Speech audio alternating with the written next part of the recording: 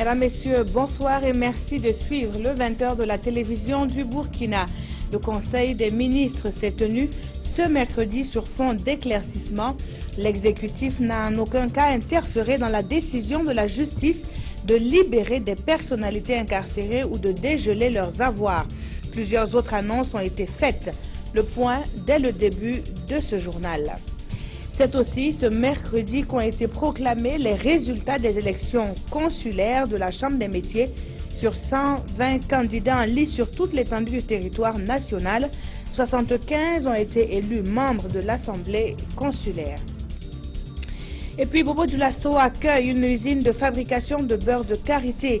Plusieurs milliers de tonnes de ce beurre prisé y sera produit chaque année, foi des promoteurs qui comptent étendre la transformation aux produits que sont le moringa, la cire d'abeille ou encore le sésame. Tout d'abord, la réunion hebdomadaire de l'exécutif. L'on y apprend que la campagne pour les municipales s'ouvre le 7 mai prochain. Une autre date a été annoncée, celle du 1er juin, où tous les établissements sanitaires publics du pays se conformeront à la gratuité des soins maternels et néonatals. La justice n'a pas été occultée à ce Conseil des ministres, nous rapportent Nongba Kouda et Monkoun Dabiré. C'est en toute indépendance que la justice a décidé du dégel des avoirs et de la libération des personnalités inculpées dans l'affaire des parcelles et du coup d'État manqué du 16 septembre 2015. Au nom du principe de la séparation des pouvoirs, l'exécutif n'a en aucun cas influencé ni été associé à cette décision de justice. L'assurance a été donnée par le gouvernement à l'issue du Conseil des ministres.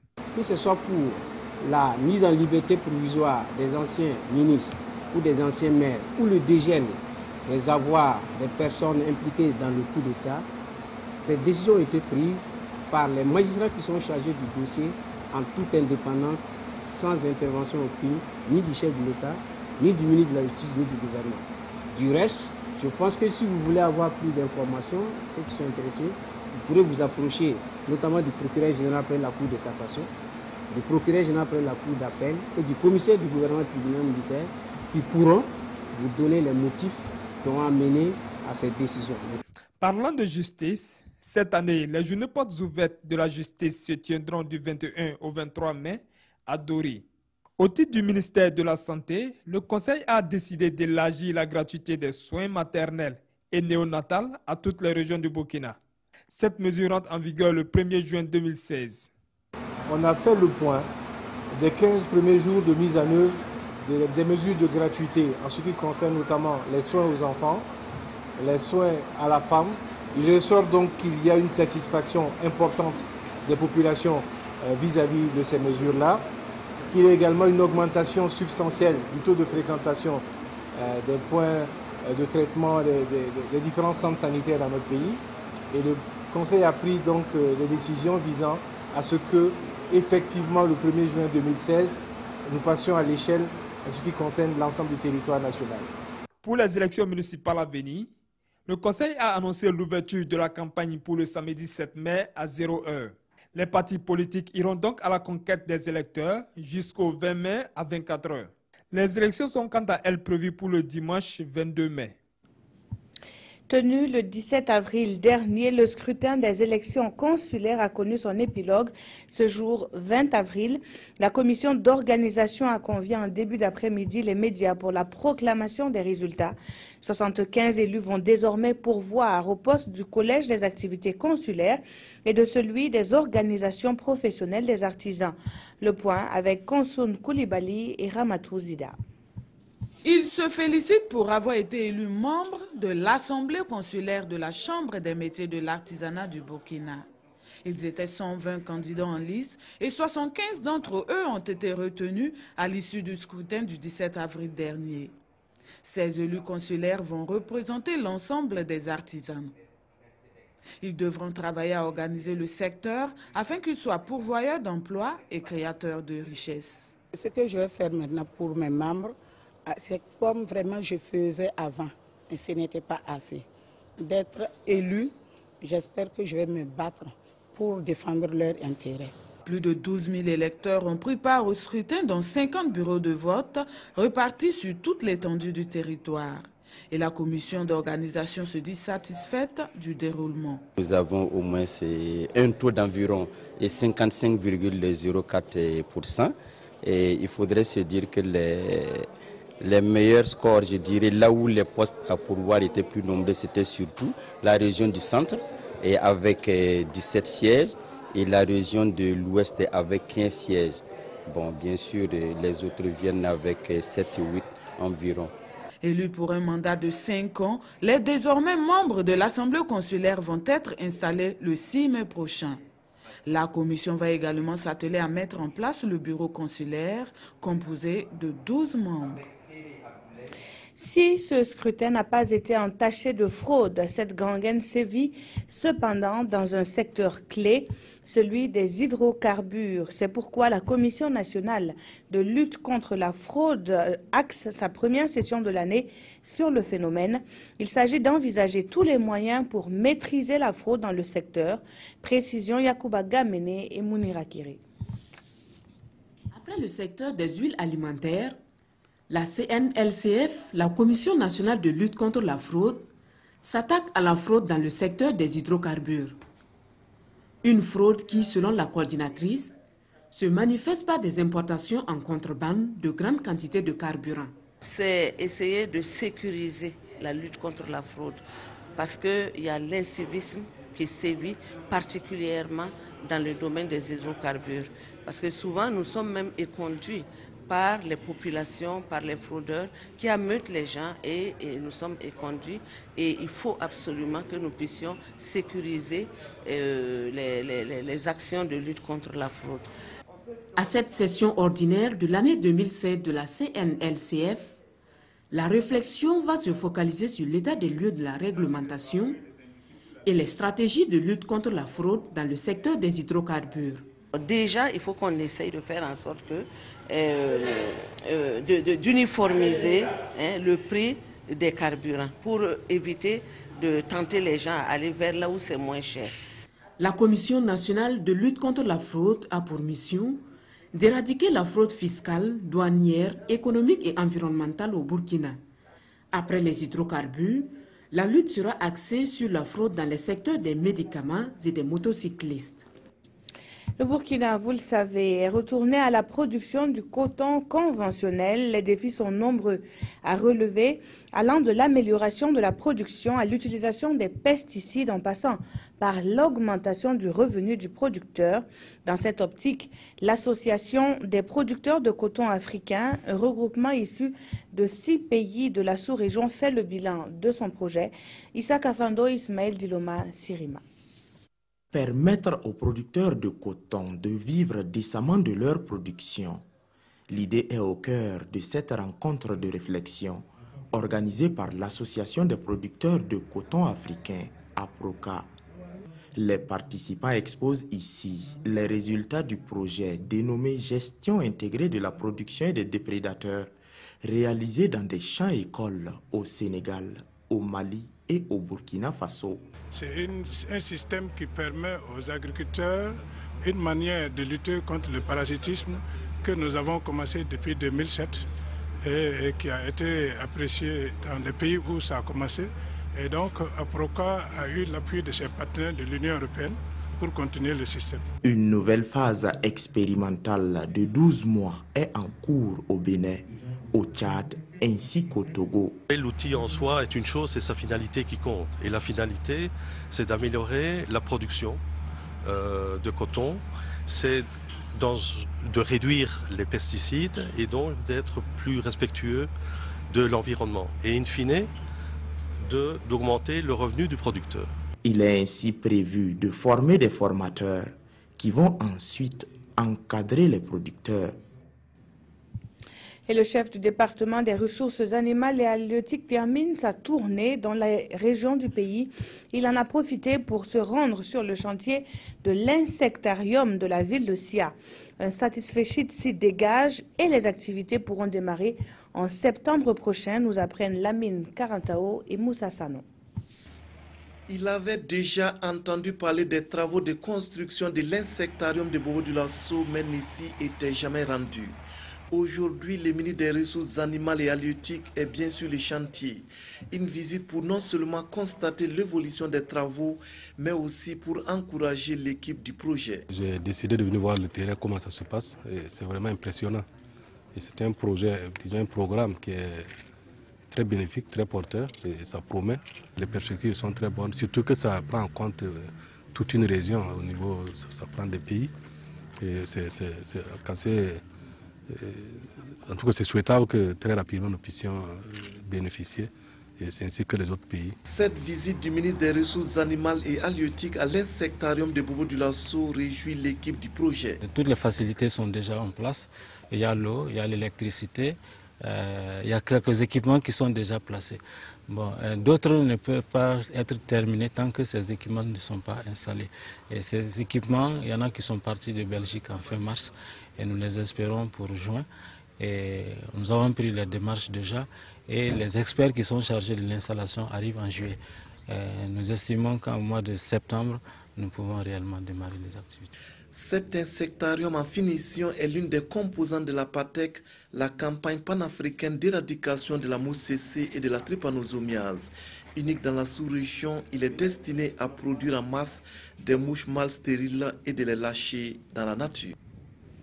Et nous restons dans la capitale économique qui devrait être boostée par une usine flambant neuve.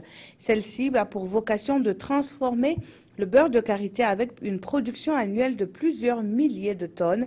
Le ministre en charge de l'industrie, représentant le président du FASO, a procédé à la coupure du ruban. À la découverte de cette unité de production, nous suivons ce compte-rendu signé de Drissa Traoré et Ahadi Sandamba. D'une capacité annuelle de production de 7000 tonnes de beurre de karité, l'usine inaugurée est une filiale du groupe Olveya, leader mondial dans la production d'huile de beurre. En s'implantant à Bobo-Dioulasso, Olveya ambitionne faire rayonner davantage le 5e produit d'exportation du Burkina Faso, mais aussi et surtout répondre à une stratégie. C'était très important de construire cette usine directement au Burkina Faso, proximité immédiate avec la production, la collecte des amendes de karité, volonté aussi forte du groupe Olveya de répartir de façon équitable la valeur, toute la chaîne de valeur, depuis la cueillette jusqu'à la commercialisation du beurre de karité sous forme conditionnelle.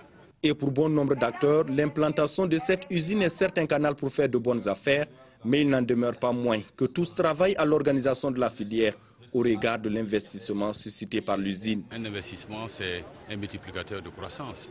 Déjà, ce qu'ils ont fait, nous l'avons dit, c'est au-delà de 2 milliards. Donc déjà, ça a permis de donner un coup de fouet à la vitesse de la circulation de l'économie dans cette zone précisément. Et également, ça va faire donc de la distribution de revenus. À cette cérémonie, un hommage particulier a été rendu aux partenaires clés de la société. Ce sont là les 25 000 femmes travaillant dans la collecte des noix de karité à travers le pays. Ce fut le lieu également de se pencher sur l'avenir de l'arbre à karité, d'où la mise en terre de ces plans. Et cette usine qui compte transformer d'autres espèces comme le moringa saura compter sur l'expérience de l'association Belwet. Elle se lance d'ailleurs dans la culture de nouvelles variétés de haricots. Le Mung Bean, le champ école de Touessin dans le nord a séduit plus d'un paysan. Irénée Kaboré et Beleman Herman Toé nous font le compte-rendu. Une nouvelle variété de haricots sera mise à la disposition des producteurs du Burkina pour compter de la prochaine saison agricole. Le Moonbean a été expérimenté sur ce champ école de Touessin sur initiative de l'association Delwet et vise à diversifier les habitudes alimentaires. Un haricot qui va donner à manger, mais un haricot qui soigne aussi, un haricot aussi qui va donner de l'argent, plus de revenus, parce que c'est en 60 jours, il produit. Avec les changements climatiques, je pense que les spéculations à cycle court sont les mieux indiquées dans nos pays. Nous entendons la promouvoir dès cette année avec le soutien de l'ambassade de Turquie et la TICA. Il s'est dérangé, déplacé à Ouagadougou jusqu'à Ouagadougou. Et le valet ici aussi présent.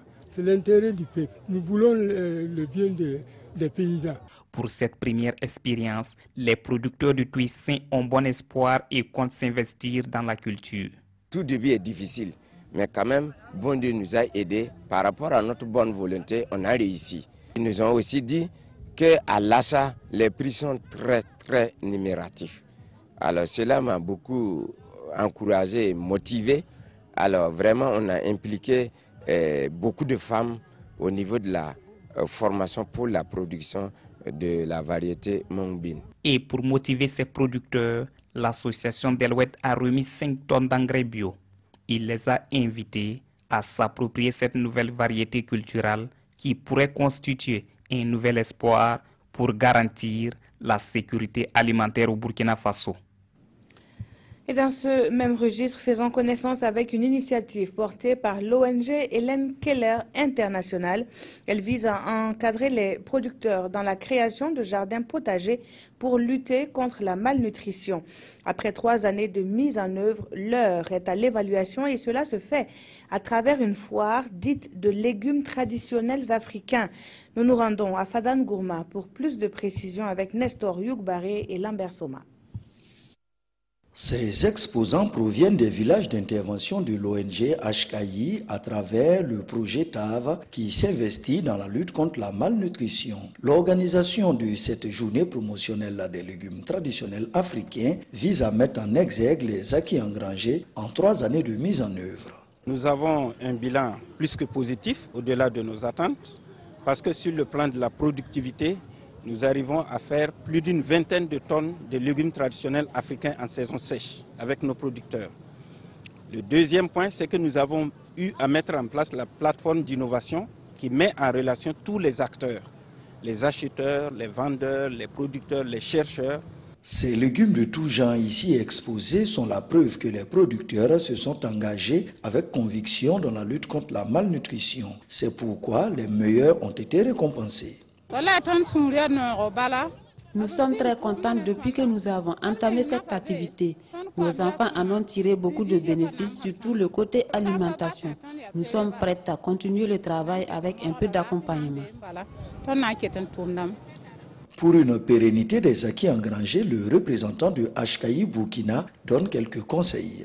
Comme vous le savez, tout projet va finir. Donc je leur demande de bien s'approprier de la méthodologie, des ressources qui sont mises à leur profit pour qu'après projet, ils puissent continuer de perpétrer ce qu'ils ont appris. Le projet TAV intervient dans 4 communes et 60 villages dans la province du Gourma. Ce chiffre à présent, 400 millions de francs CFA, c'est la somme mobilisée par la coopération suisse pour offrir un cadre propice aux activités des transporteurs routiers. 4 hectares, c'est la superficie de la nouvelle gare de la ville de Koudougou. Les enjeux de cette infrastructure ont été rappelés par le chef du département des transports. Le point avec Konsoun Koulibaly et Bouma Ernest Nebié. L'inauguration de cette gare routière de Koudougou est un ouf de soulagement pour les transporteurs de la localité, eux qui ne disposaient pas d'un cadre adéquat pour mener à bien leurs activités. L'ancienne gare de Koudougou était exiguë et au plein centre de ville. Donc à un moment donné, il y avait des gares disparates et des fortunes qui sont installées à l'intérieur, dans la zone commerciale de Koudougou, qui aggravaient la circulation routière. Financée à hauteur de plus de 400 millions de francs CFA, cette infrastructure, qui a une superficie de 4 hectares, dispose de toutes les commodités selon ses promoteurs. C'est vraiment une infrastructure qui vaut pour aujourd'hui et qui vaut surtout pour l'avenir. Donc c'est une gare qui a une très bonne capacité et qui devrait pouvoir permettre de contenir toutes les activités de transport. La première pierre a été posée en 2005, donc ça fait longtemps. Avant la gare, on a fait un test avec le marché aussi de Koudougou. On a construit aussi différentes infrastructures de pistes. Pour le ministre en charge des Transports, c'est un lieu de sécurisation des transporteurs et des passagers. Il les a invités à le fréquenter et à bien l'entretenir. Le fait de rejoindre la gare routière, ça permettra non seulement de maîtriser les passagers qui transportent, parce que nous sommes à une période que tout le monde sait, où il faut savoir qui on transporte, qui va où, qui fait quoi. La gare routière est aussi une source de recettes pour la commune de Koudougou et un lieu de création d'emplois pour les jeunes. L'Office national de l'eau et de l'assainissement est soucieuse du bien-être de sa clientèle. Elle a noué pour se faire un partenariat avec une institution financière de la place pour le paiement des factures. L'ONEA promet ainsi la fin de longues files d'attente. Comment cela va-t-il se passer? Réponse avec Amado Ilboudo et Abdul Rasmanezongo. Les interminables et insupportables files d'attente dans les guichets, c'est fini. Désormais, les usagers de la nationale de l'eau peuvent payer autrement leurs factures d'eau grâce à une dynamique partenariale entre l'Office de l'eau et une structure bancaire.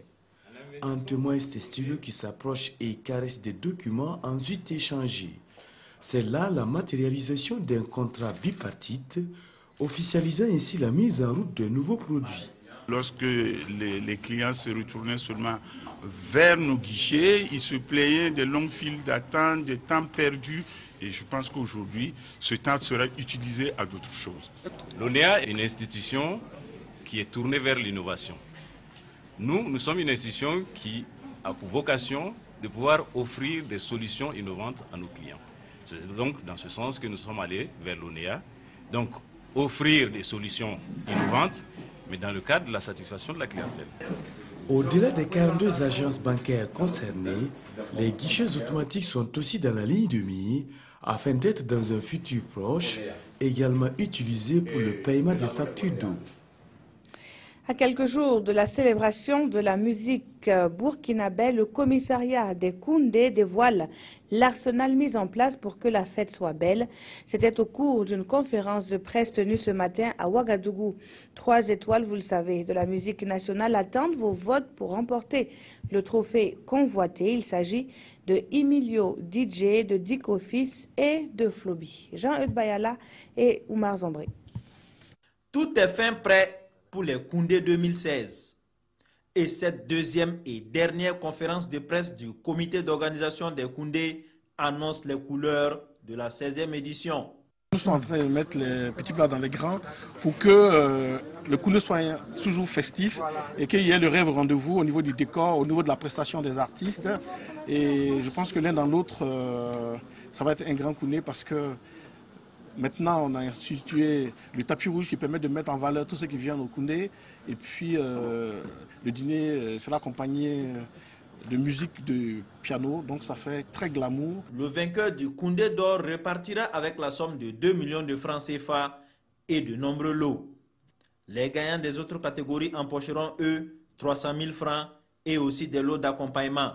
La particularité cette année, au niveau des prestations, c'est qu'on a voulu que tous les artistes burkinabés qui sont en compétition pour le Koundé d'or prestent, permettent de découvrir chacun sur scène. Et je pense que ça va être la particularité cette année, sans compter le défilé de mode avec Sorogobis. Shadow Chris, Kofi Olomide Dimo Pao, Marthe Zambo et bien d'autres artistes musiciens de toutes tendances confondues seront également de la partie. Histoire de rehausser la saveur et l'éclat de la nuit du 29 avril prochain, tout en accompagnant Dick Office, Floby et Emilio DJ, déjà en compétition pour les Koundé d'or. Et pour plus de visibilité, les Koundé pourront compter sur Africa News, une nouvelle chaîne de télévision en français et en anglais. La chaîne qui se veut panafricaine a son siège à Pointe-Noire au Congo-Brazzaville. Et comme son nom l'indique, elle a pour priorité l'information africaine. Le grand jour arrive pour Africa News et sa centaine de journalistes, correspondants et techniciens. Depuis le toit de cet immeuble à Pointe-Noire au Congo-Brazzaville, en attendant ses locaux définitifs, la nouvelle chaîne d'info panafricaine 24 heures sur 24 va émettre. Africa News se veut le premier service d'information indépendant apportant une perspective africaine. Une aventure pour des journalistes africains venus d'une quinzaine de pays différents pour couvrir les informations en Afrique subsaharienne et à l'échelle mondiale, en français et en anglais.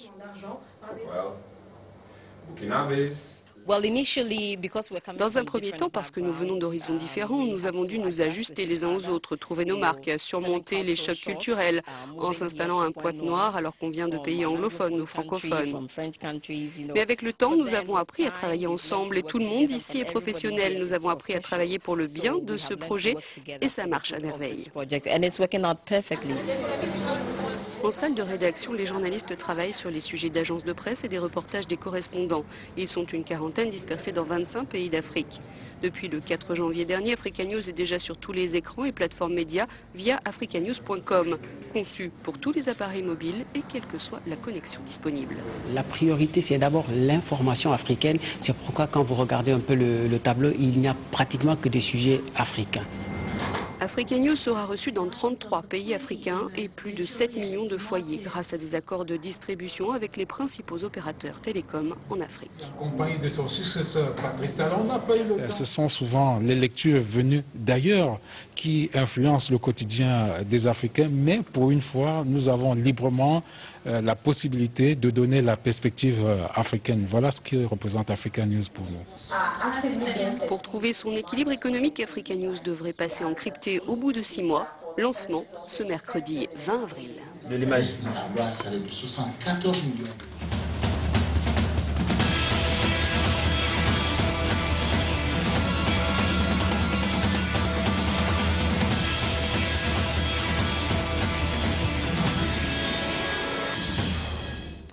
Les primaires aux États-Unis suivent les pronostics. Hillary Clinton et Donald Trump sont les grands vainqueurs de ces élections dans l'État de New York. Les concurrents démocrates et républicains ont largement dévancé leurs challengers avec plus de 60% des voix chacun.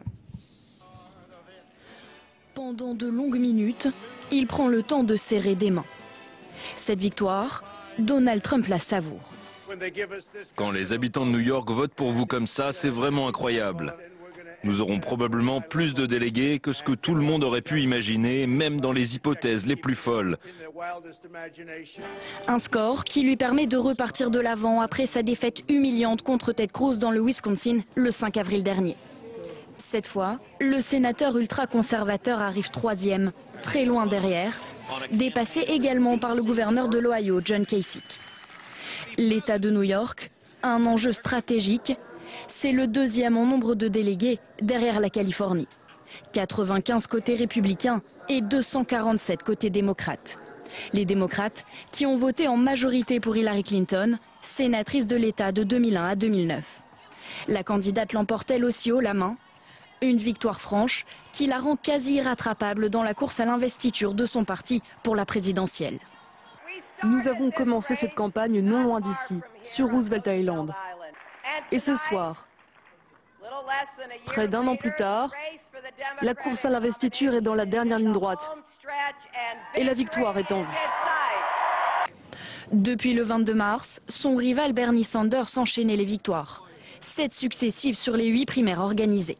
Il espérait rester sur sa lancée dans l'État de New York où il a mené une campagne effrénée. Mais les indépendants qui souvent votent pour lui ne pouvaient pas participer aux primaires de New York, réservées aux électeurs inscrits comme démocrates ou républicains. Sans même attendre les résultats, le sénateur du Vermont est parti faire campagne en Pennsylvanie, tout comme les républicains Ted Cruz et John Kasich. L'État organise ses primaires le 26 avril prochain. Un mot de sport avec la visite du président de la Fédération internationale de Maracana Association au Burkina.